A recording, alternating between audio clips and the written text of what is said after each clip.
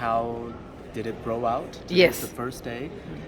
We see that shortly after the opening of the first day, we already saw that G20 accept African Union to be a permanent member of the G20 in the near future. In the future, so for me, I think it's a big achievement, and we see the successful agreement came shortly after the opening of the ceremony, which showed a positive signal that most countries agreed on something at least at the beginning. And from a Chinese perspective, our spokesperson, the spokesperson of the Chinese Foreign Ministry, always say China support Africa Union to be part of the G20, and China always try to expect the African Union to play a constructive role in the multilateral cooperation. Yes. So from my perspective, at the beginning, the first day, it sounds good, but we're still waiting for other outcome of the first day. And I know the leaders are talking in the second session, and let's wait what will be the new achievement and new outcome. As far as reporting for China, how do you see the declaration? Because particularly when we talk of Bali declaration, just before the New Delhi G20 summit, there were disagreements between China and the rest of the countries as far as the Ukraine issue was concerned.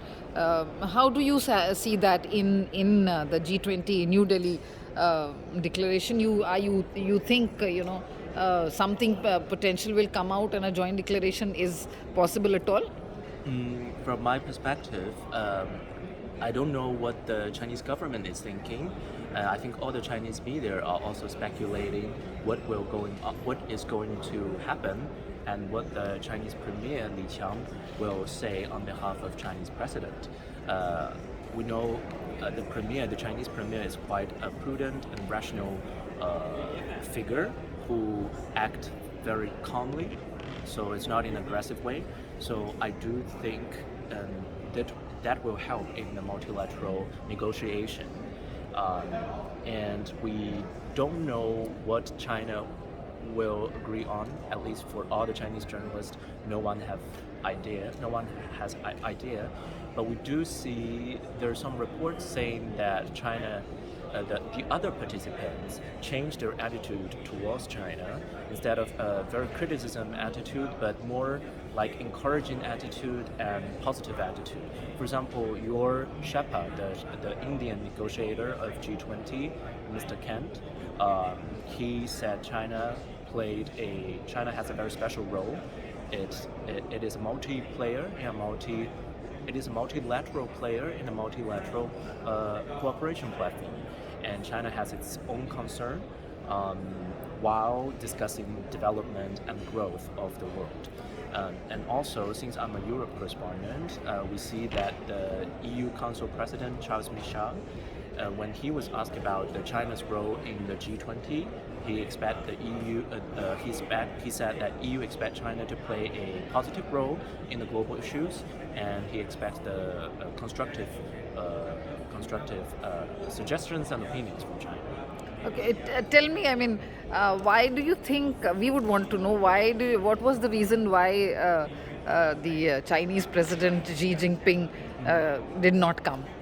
Honestly, I also don't know because I'm not the spokesperson of the Chinese government, and we try to see if there is any statement from the Chinese Foreign Ministry, but we didn't see any statement on that. We only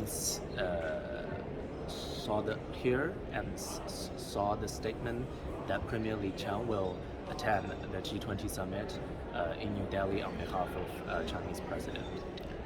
Okay, and does China supports Russia as far as Russia-Ukraine war is concerned?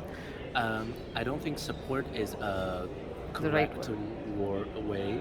What China do is China didn't condemn Russia's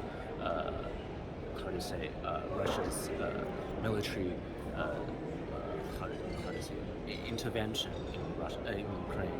but I don't think support is a good way, because we see their media, especially US media, say that China sent the weapons to Russia, which from my knowledge, I know it is not true. China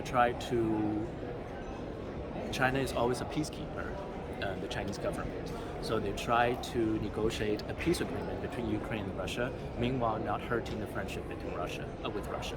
So that's what China's stance right now. We've heard and we generally keep hearing the reports that press is not as free in China. You're a journalist yourself.